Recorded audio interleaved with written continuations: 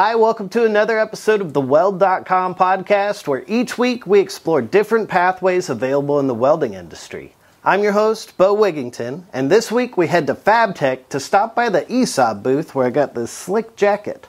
Thank you, by the way, to talk with Scott Raabe about the pathway to starting his own school, Precision Welding Academy in Katy, Texas. Then, I talk with Ian Johnson about automotive fabrication and the types of tools that you need to get started.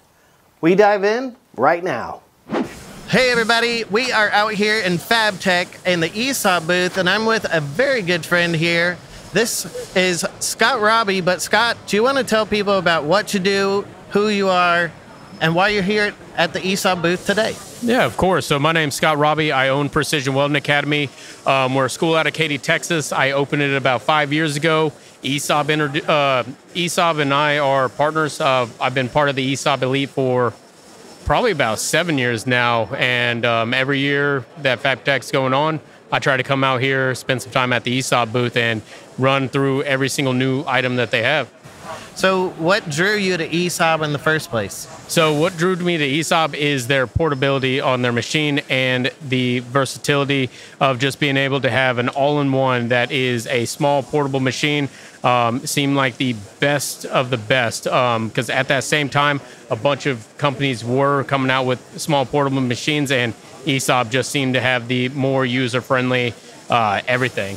Well, you say user-friendly. You're running a welding school. No one knows what they're doing. Yeah. You know, when it comes to machine stuff with students, what are the biggest problems you see people having when they're learning to weld? Wrong polarity, not knowing where the lead should go, the ground should go, everything. When you're working with an esab Rebel, as soon as you switch to stick, it'll prompt you and say, is your lead in the right area? Makes it easier. Fantastic, yeah. Then you switch over to MIG, it's going to tell you, hey, disconnect this, switch over to that. So it's very user-friendly on that. Then it has already settings that are preset in it if we want to use SMIG. For the most part, I tell students, let's start basic. Let's learn how to control settings. Let's learn how to manipulate the puddle, learn when you need to turn it up, when you need to turn it down. Then we can go into the cheat settings. Yeah, then it's the easy mode. Yes. Because you know, even on the easy mode, sometimes it's not a perfect. Yep, you can always knowing adjust. how to adjust it afterwards. So I have a question. So in your shop, you have the Rebels, but then you also have the Warriors. Yes. You know, when you're running a school, do you want to have people trying different machines the whole time, or? It definitely benefits them from it, but main thing that people don't understand is the welder, you can use Lincoln, esab, Miller, all that. It's what the welder can do. Can they read the puddle? Do they understand if it's too cold and all that? I can use every welder in here and be able to set it just from feel, because I have that experience. I know what that puddle is supposed to look like. I know what how to manipulate it and everything. And that's, you know, we run mainly esabs at our shop. We got some CKs in there. We got an Everlast in there. But I've never seen a student leave, go use a Miller and not be able to set it. I've never gotten that feedback that they don't know what settings to use, because they all pretty much run the same. They just need to be adjusted every now and then. But we originally started with the Rebels, and then now we're switching over to the 400 Warriors. They just are heavier duty. We run these welders 16-hour days. Yeah. When we came to the shop, I was like, this is all working all the time. So if you're trying to kind of just run some heavy wall pipe, you're trying to get 2 shifts out of it, the Warriors you just can't beat them. Well, I like you said shift too.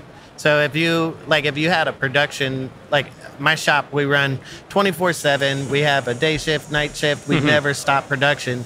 Like having a machine like that is way different than having like a kind of a home shop. Home setup and all that, yeah. You know, so the price tags are kind of what scare people off. You know? But you're paying for, like, so when we first had the 285s, we realized that since they're lasting up to their warranty, we're going to have to buy another 285. So now we're going to be paying, at the end of the day, $8,000 to get both machines, where we can just pay one time at $8,000 to $9,000 for the Warriors, and they last 5-6 years. You get your money's worth. Yeah. Well, okay. So now shifting back to the school, what made you want to start a school? Okay, so I worked at 2 other schools. So my first school that I worked at was Tulsa. I quit. That's where you met Austin, right? Yeah, that's where I met Austin. I quit one of my pipe welding jobs, and I really wanted to get into plant work. And I was not really confident with my stick. I wasn't really confident with, doing TIG pipe and 6Gs, getting in tight welds, all that stuff. So I went to school and just to kind of teach the students, but also brush up so I could leave and go get a plant job. And after I started teaching, I just realized that was the path that I wanted to do. I wanted to continually teach these students, see where they're going. And it's something always different. Every day in a school is not the same, but welding pipe, it's pretty much identical. It's the same thing, man. Yeah. So as I was going through that school, I realized that I've been dreaming of starting my own school. Let me stop putting it on hold for other people and let me just get started. Just do it. And it's been 5 years. We're VA approved, we're TWC approved, we're Department of Ed approved, we got FAFSA, everything. So it's just been a wild ride. That's a really intense process, I bet. Yes. So every single one of them has a certain, like I've been wanting to change the curriculum, but every time I'm wanting to change the curriculum, I have a new accreditation that I have to go to. And as soon as we start that accreditation, we can't change anything. And then, so you have to kind of fine tune and work with everything. We're still teaching fantastic. We got 20 certifications, copper, nickel, Inconel, chrome, downhill, uphill, everything. But there's more things that I want to do to fine tune it to make it better for our future. So like when you're thinking about students coming into your school, like what is your goal for them when they leave? Like how do you help people find what kind of career they want to get into? Is that like something you've watched them as they're developing as a welder and you're like, hey, this might be great for you. Let's put you on this type of stuff. Yeah, and that's where, so since you are like Department of Ed regulated, you have to follow a certain curriculum. But if I'm noticing that they just aren't catching it on, some students cannot stick weld. They just hate it. They don't like striking the arc. Am I going to spend 6 weeks forcing them to do this? Absolutely. Or am I going to ask them, hey, what do you actually want to do? And majority of the time, they'll be like, well, I really wanted to get into automotive. Well, at that point, I'm like, okay, well, let me shift.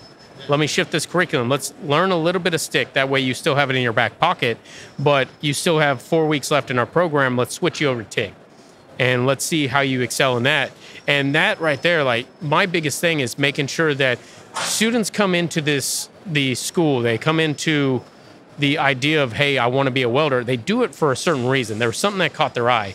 If I keep them on a strict curriculum and they can't deviate from it at all, they're gonna lose focus. They're gonna lose pride. They're gonna lose passion for the industry because now they think that this is exactly how it should be all the time. They think that when they leave here, they will always be a stick welder when they didn't want to be a stick welder. So I'm gonna focus on seeing what do they actually want to do. Yeah. And I'm gonna try them out. Hey, here's MIG welding. Here's this. Here's that. And I just got to kind of show them the value of why did they come to school. And a lot of them are like, well, I want to be this. And I'm like, okay, that right there is kind of a niche market. Let's also learn this so that we can still get you placed. That way you can go over here, work here, get started here, and then as you develop that skill, you can still work on this and hopefully have you a job in that industry eventually. So, and that's where we kind of got to get it through students' heads. You just got to get started. Yeah. That job is not forever. You got to learn how to, now socialize. You got to know how to network and then get that next job. Yeah. Well, that's another big thing. Like students coming out of welding school, there's like a big stigma for going to welding school. Everyone thinks they're going to come out and make $100,000. Like, what do you do to try to give your students more of a realistic picture? So I always kind of tell them about my experience as I was going through the industry. Those jobs are out there, but are you worth the $100,000? Are you able to pass an X-ray every single time? Are you able to get in a tight weld and be able to mirror weld to make that actual paycheck? I always tell people, because I see it all the time, and I don't tell, on our social media, you don't see me ever talking about pay. That's one last thing that I'd never want to talk about because it differs so much. Yeah. You could have a student that actually doesn't care and they're just barely trucking along. Well, that student still, if you keep telling them they're going to make 100,000, they're still going to think they're going to make it when their work ethic wasn't there. So it's hard to place them into that job. You know, I always tell these students, if you see a school heavily bragging about pay, they're bragging that you're going to pay them. Yeah, and also they're trying to fill booths. Yeah. That, you know, most of the time when you start seeing a school heavily rely on a welder can make 150, 200,000, I guarantee you they're trying to get booths filled. The way I fill booths is showing them what they can learn and the value. Our placement rate's fantastic. We're anywhere from 85 up to 100% in every program since we've opened up. Damn. And we haven't dipped under that since we opened up, and it's because we show them the value. We show them, hey, there's 20 certifications you can get, learn them all, learn what you can, but you got to be able to, your hardest job leaving school is finding your first job. Mm-hmm. After that, once you network and you are able to hone in your skills, the jobs become a lot easier. And I tell them, sometimes you got to kind of take your pride out of it and take a little bit lower paying job. If you thought you were going to make 25 starting out leaving, maybe if you get offered 20, take it. Yeah, take it. Take it and see where it goes. Because all your jobs after this are just looking at your experience. Mm-hmm. Do you have experience? If you don't have experience, then your pay is going to continually stay at 20, 18, 15, all that. But as you get experience, your pay should constantly rise. I've made anywhere from $12 an hour up to $85 an hour. And that's because I made sure that as I was going from job to job to job, that my pay was constantly rising with me. I was learning, you know, and that's what I was telling another person was, you'll get all these instructors coming in that want to teach, but they only know a certain thing. So I have to go in and be able to teach them all this other stuff. And I made it kind of my mission as I was going through the industry to learn everything, MIG, TIG, aluminum, stainless, Inconel, all that. Out of school, you can't teach everything, right? What are things that you can't teach out of school, but you're going to learn on a job? A lot more lingo, a lot more, hey, some of these, so it's kind of hard, like how to work with a 20-foot long pipe that's dog-legged one side. You're not going to get that at a school unless they heavily taught pipe at that point. What are dogs? How do you use a come-along to pull a pipe into place? There's a lot of things that hands-on is just you're not going to get at a school. There's only so much we can teach in a school that you'll get on an actual job site. Yeah. Well, that's the thing that I really like about your school is your simulators. Mm-hmm. You were like one of the first ones I saw, like doing, like you have the pipe simulator, mm-hmm. and then you have the water wall simulator. Like, I think that's awesome. Yeah. Like, instead of just like learning how to do it the easiest way possible, mm-hmm. you know, learning how to do it one of the hardest ways possible. Yep. So. And I always tell people, if you get in the booth and you can lay it slick in there every day, you're not challenging yourself anymore because are you in the simulators? And most of them are like, well, I don't want to be in that tight weld area. I don't want to be sweaty all day. And it's like, well, that's what you're getting into. Yeah, you're about to leave and you're about to go, hopefully, into that same industry. It's better to learn it now than when you are out there and can't make a repair. Well, then switching over to, like, I want to set up my own school, but I need help, like, connecting to people like esab. Mm-hmm. Like, what is your advice for somebody that might want to open a school one day? Mm-hmm. Like, how do you approach people trying to get partnerships? Mm-hmm. So I would say it starts now. I was partnered with esab 3 years before I even started opening my school. So I worked with them. I came to Fabtech with them. I did all this stuff with them, and I supported them. I showed them that this is the company I want to work with. So whenever I actually opened my school, it was, and I did this with a bunch of other ones, like, you know, CK, B&B Piping, everything. Like, I've tried to build up that relationship throughout the years that whenever I opened the school, they all believed in me. It was easier for them to go justify, hey, we give them some bevelers, we can give them some welders, and the value is going to be there. They're going to promote them. They're going to do something to give back. And it's, you know, a lot of people wait consistently until they do something big with their life to start supporting others. And it's like, no, It's just a two-way street the whole way. Comment on their Instagram, share their page, go on their TikTok, reach out to them, come to events like this and just, socialize with them and show them that, you're here to support them even when you got nothing. And then when you start doing something bigger, a lot of them start believing in you because you've been there. Been there before. Yeah. You don't even have to act like it because you've already been there. Yeah.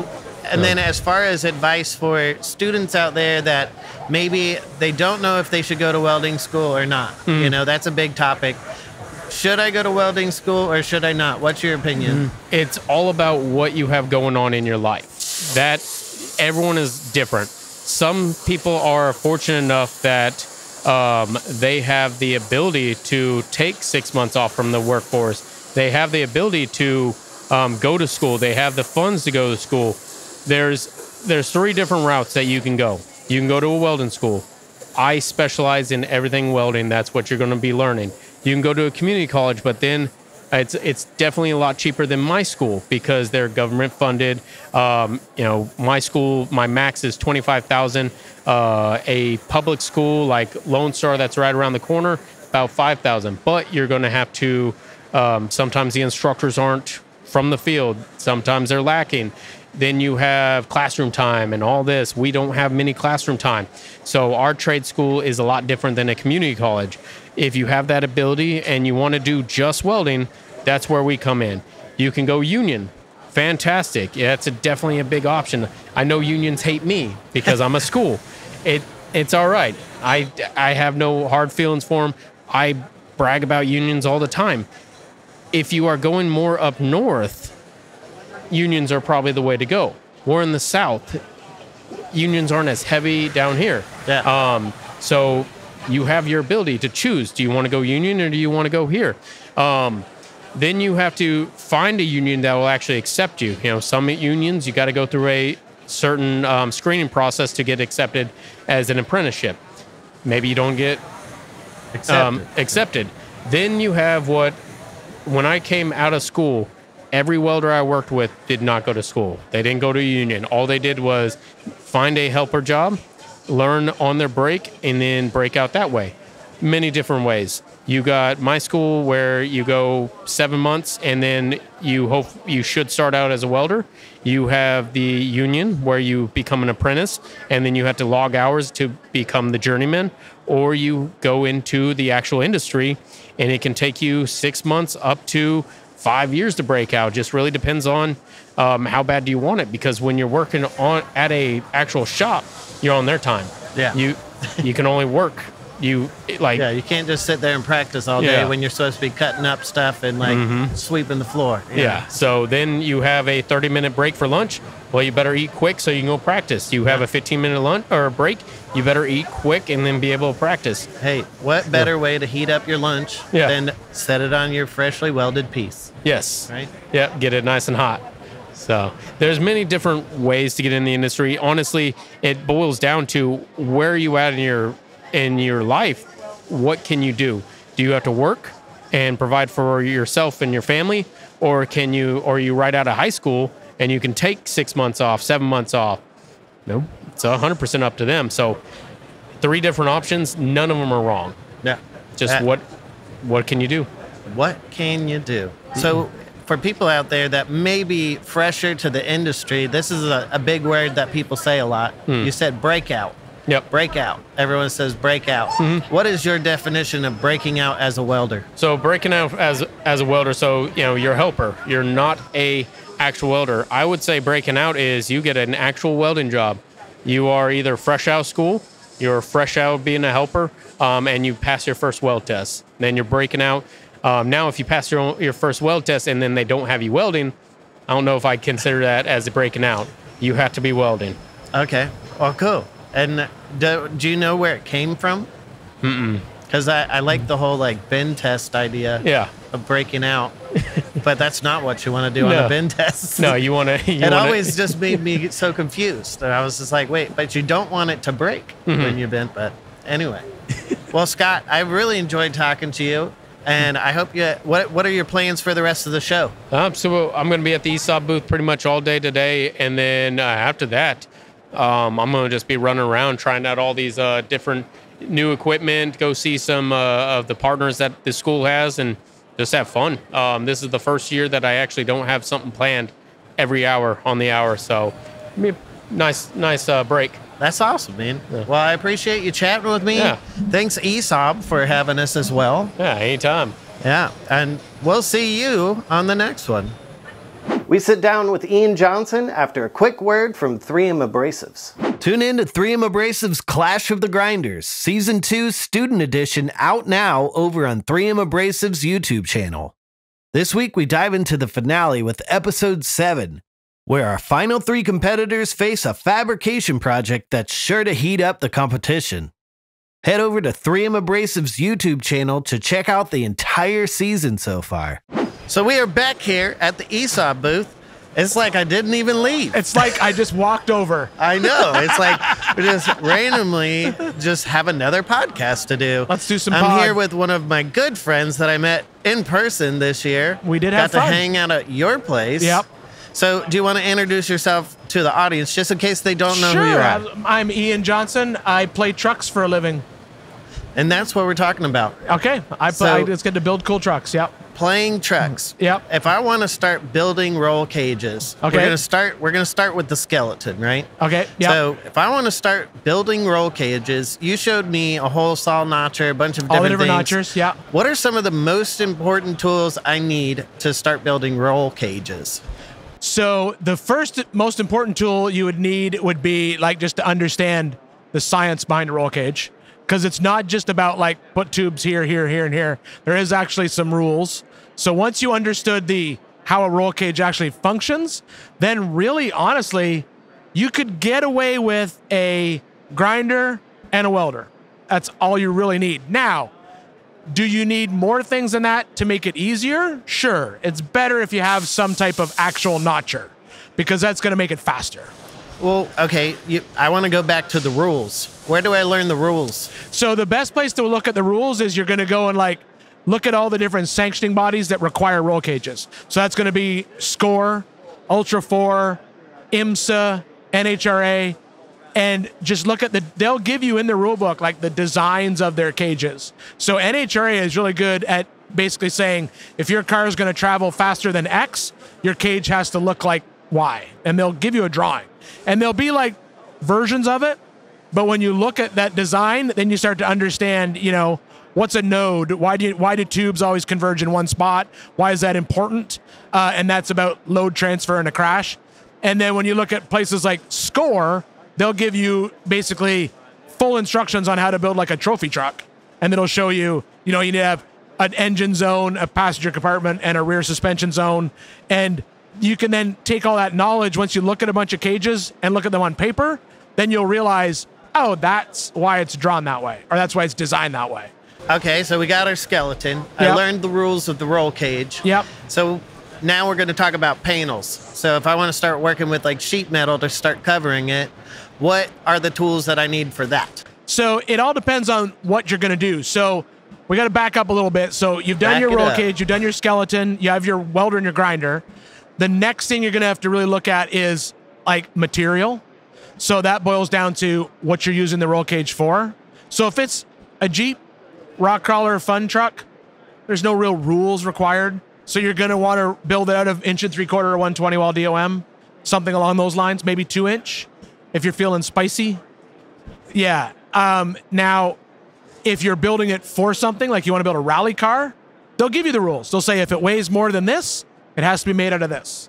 Because in racing, it's all about like power to weight. Yeah. So a race car driver, if you gave him a choice of a fast, unsafe car or a safe, slow car, they're going to choose the fast car. Yeah, I want to go fast. Yeah, and so they put the rules in place to say, if your car weighs more than this, it has to be made out of this material. If it weighs less than this, you can make it out of a smaller material. And that's all the sanctioning bodies will have those rules as well.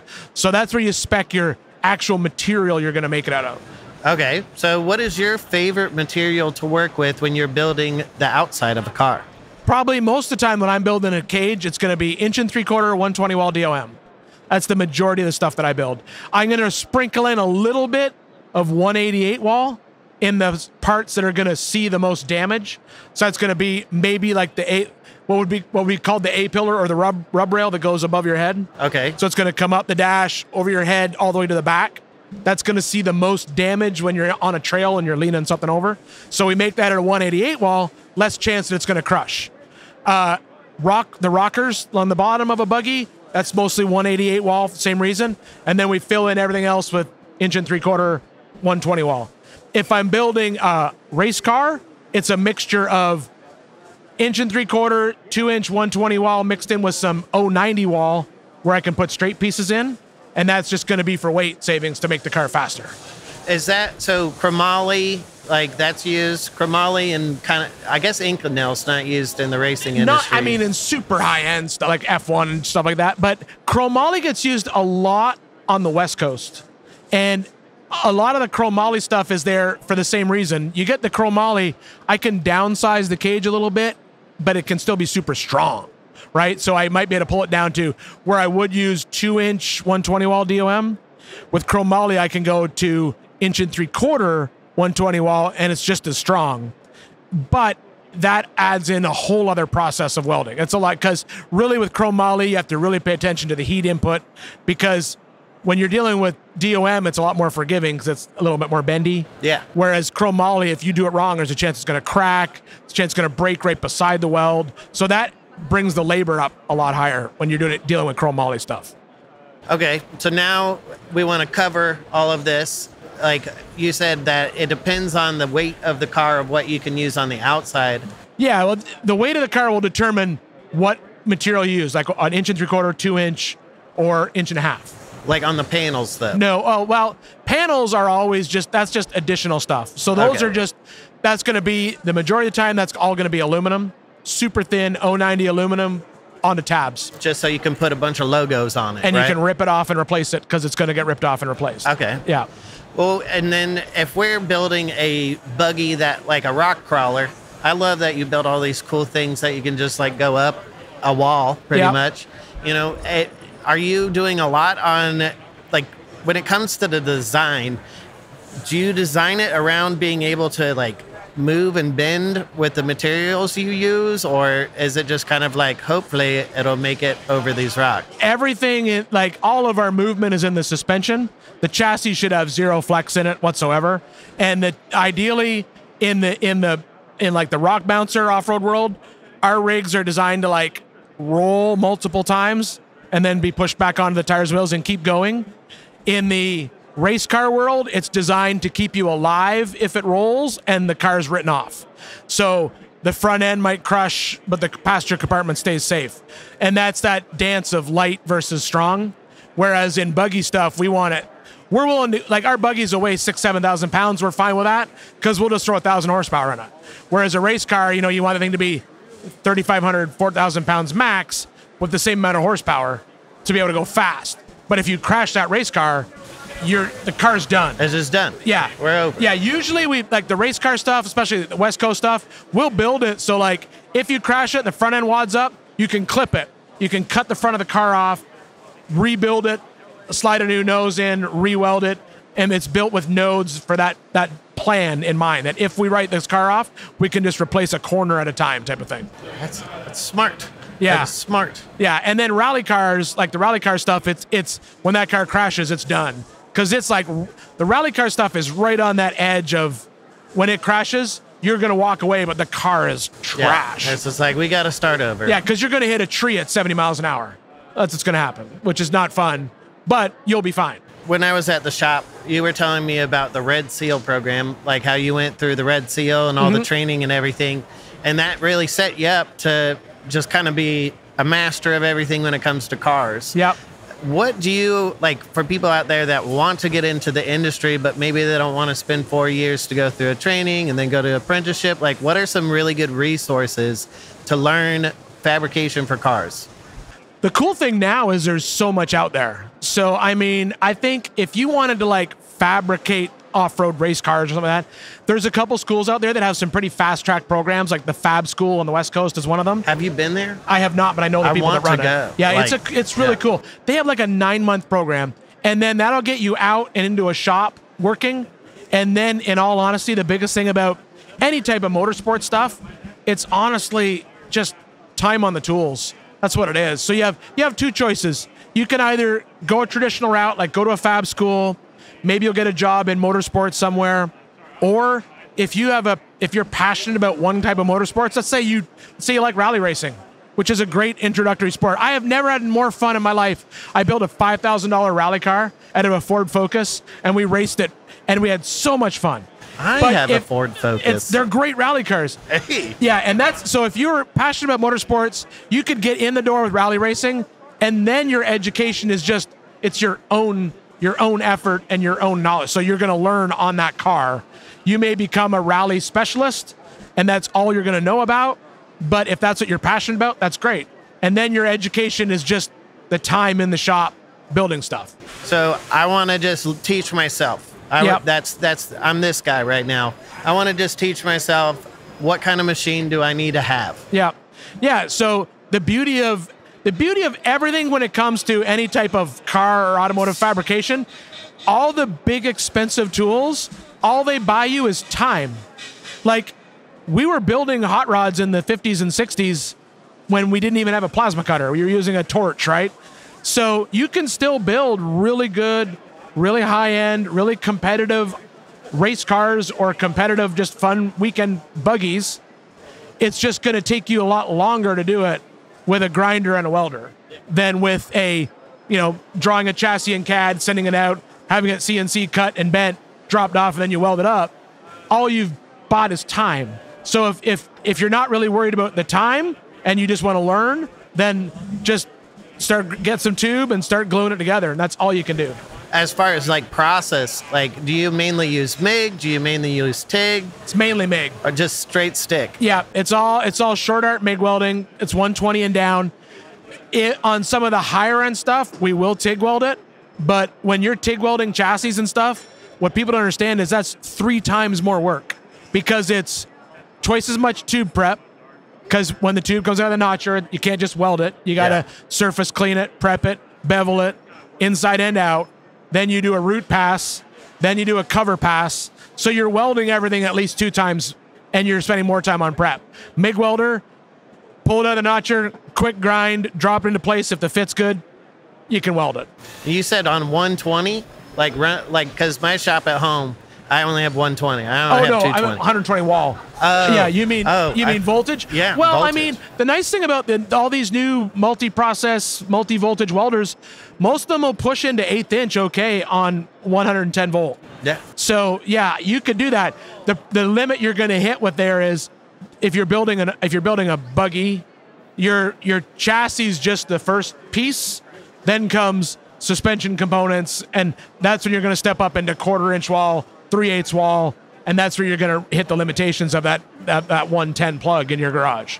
You could 110 TIG it and do multiple passes. That's another option you could get away with, but you are kind of right at the ceiling of that. But building a roll cage with a 110 volt welder, that's fine. Interesting. Yeah. As far as like cleaning and prepping and all that kind of stuff, like what all kind of materials am I going to need to have? Like, can I get by with a grinding rock and a flap disc? Flap disc, grinding wheel. If you really wanted to clean the inside, you can get those little flap wheels that go in a drill, feed them inside and out. I have a tube cleaner that I just picked up. Is literally like $100. Uses a little 18-inch, 2-inch belt, and then you can just sort of drop it on the tube and basically cleans half the tube at a time. So it was super cheap. But yeah, you can get away with flap wheel, 4.5-inch grinder, and you're on your way. That's all you need. Yeah, I think that's the biggest problem a lot of people have getting into the industry is like, all they see is like, I can't do that because I need all these things. But really, you can do a lot with just a grinder and a welder. Yeah, grinder and a welder. Like I said before, all the fancy tools, they just buy you time. That's it. Like, I have a plasma table. I absolutely love it. It buys me so much time because I don't have to hand cut the bracket and then stack them together. Because it used to be if I wanted 4 brackets or 4 tabs that were the same, I'd hand cut all 4, tack them all together, put them in a vise, grind them with a hand grinder so they look the same profile, then drill the hole. Now I can just press a button on the plasma table and walk away and do something else. I'm going to go get a cup of coffee. Exactly, yeah. And then come back and there's my 4 tabs. And that's So that machine is giving me that time back, but you don't have to have it. Absolutely not. No. Well, you build a lot of really cool things. Where can people see what you do? So social media, you can always find me. It's just Ian from Big Tire Garage. And then on Discovery Plus and Max, it's Build for Off-Road. That's the new name to the old show. We change the name every 5 years for some reason. I don't know why. You got to stay fresh. I guess so, yeah. So Discovery Plus and Max streaming. And then if you have old school TV, it's on the Motor Trend Network. It's called Build for Off-Road. But yeah, those are the two. That's where you can find me. Well, I appreciate you coming down Anytime. and podding, man. Love doing a little pod. Love dropping some pods. Thanks, esab, for letting us drop some pods on you. Thanks again for tuning in to another episode of the Weld.com podcast. And thank you, esab, for letting me stop by and for all the support you've really given our channel over the past year. It really means a lot that you asked me to come by and drop some pods, as my friend Ian would say. And speaking of Ian and Scott, thank you both for sitting down and talking to me and helping us make some really cool content. We can't wait to cook up some new crazy ideas with you as well in the future.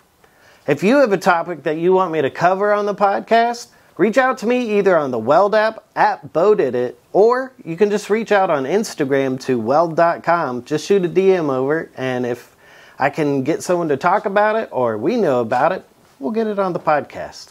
I appreciate everyone for tuning in, and until next time, we'll see you out there.